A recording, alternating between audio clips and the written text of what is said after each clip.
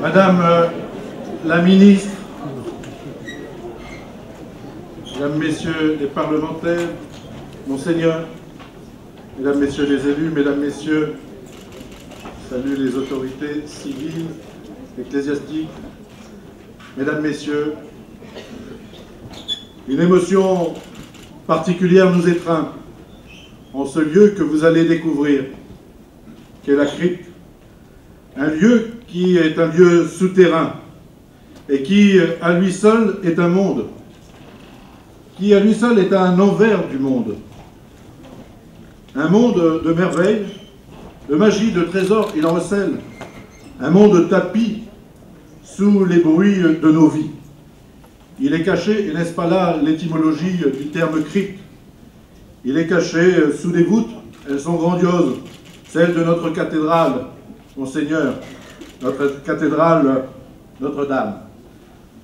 Ce monument qui nous domine, dressé sur les hauteurs de notre ville, de toute la grandeur de notre histoire, de toute la hauteur de son dôme, a été voulu comme une offrande au ciel. Et cette basilique est celle qui a aussi ses profondeurs, qui a aussi ses soubassements sombres et mordorés. Cette crypte qui a sa vie, elle est secrète, et qui désormais sera révélée à nos yeux. C'est en 2009 que le projet de restauration et de mise en valeur muséographique de cette crypte a été lancé. Cette crypte qui protégeait ses murs dans le secret du confinement, dans l'attente que l'on lui rende à la fois son lustre et son rang. C'était une volonté forte, une volonté passionnée, celle de poursuivre le travail de préservation patrimoniale engagé. Un projet d'ampleur. Votre présence, Madame la Ministre, confirme à ce monument historique sa première importance pour notre pays. Car plus que jamais, Boulogne assume sa place parmi les plus importantes villes d'art et d'histoire. La convention qui nous lie et qui porte ce titre, Ville d'art et d'histoire, ne fut-elle pas la première signée entre l'État et une collectivité? Plus que jamais, la crypte aujourd'hui rénovée offre non seulement un écrin supplémentaire, mais plus encore, elle se trouve être le cadre essentiel où converge toute notre histoire. Saluons le prodigieux travail effectué, travail architectural, travail muséographique, travail archéologique, un travail technique pour lequel de très nombreux corps de métier ont été mobilisés.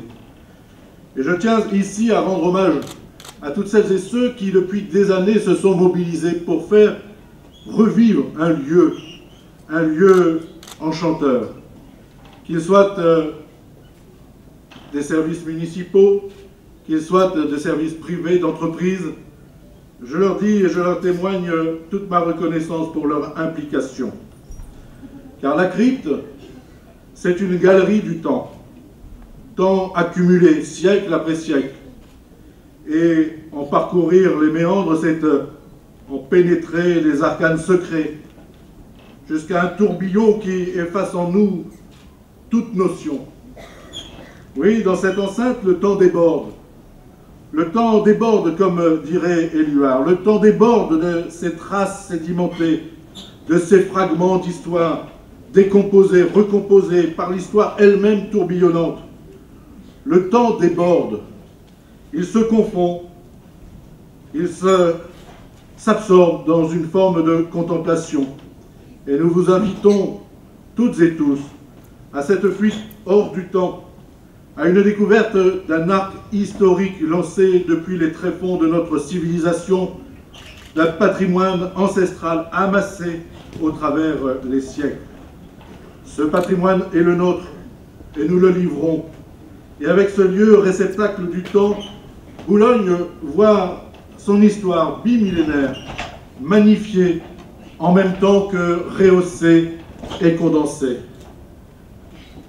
Oui, au sein de ce qui est le cœur enseveli de notre mémoire, gît l'âme profonde qui est la nôtre, qui nous est commune, qui nous est collective.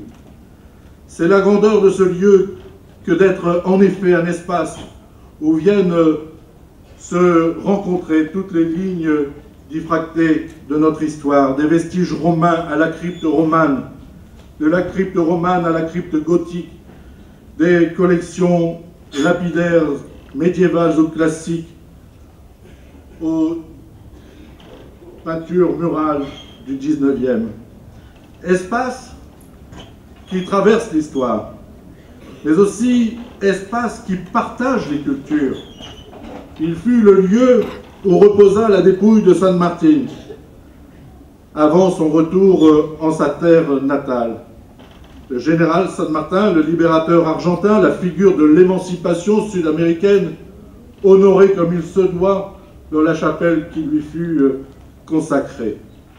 Aussi, nous nous trouvons en ces lieux avec de quoi satisfaire toutes nos aspirations, des aspirations spirituelles, des aspirations esthétiques, mémorielles, mais aussi et au-delà, aspiration à la fraternité des peuples, aspiration à l'échange, au respect, au partage, aux cultures, à la liberté et à la paix.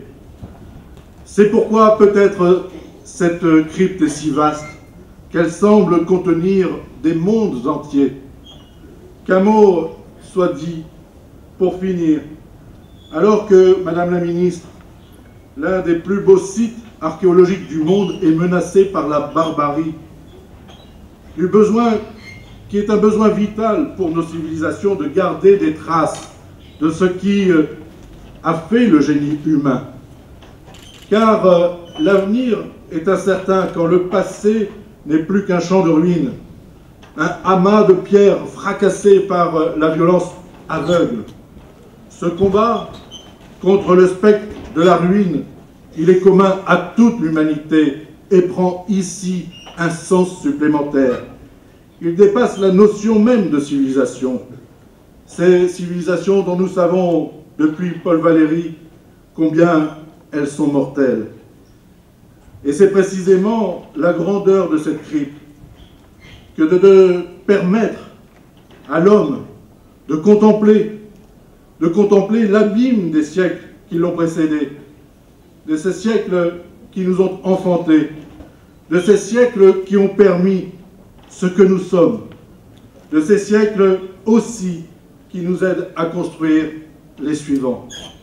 Puisse modestement cette crypte, celle que nous inaugurons en votre présence, chère Fleur Pellerin, puisse modestement la crypte être le lieu où cette expérience du temps appelle chacun de ses visiteurs à retrouver en la beauté des pierres, la beauté des matières, la conscience, une conscience émerveillée de ce que nous avons de plus précieux, le génie humain.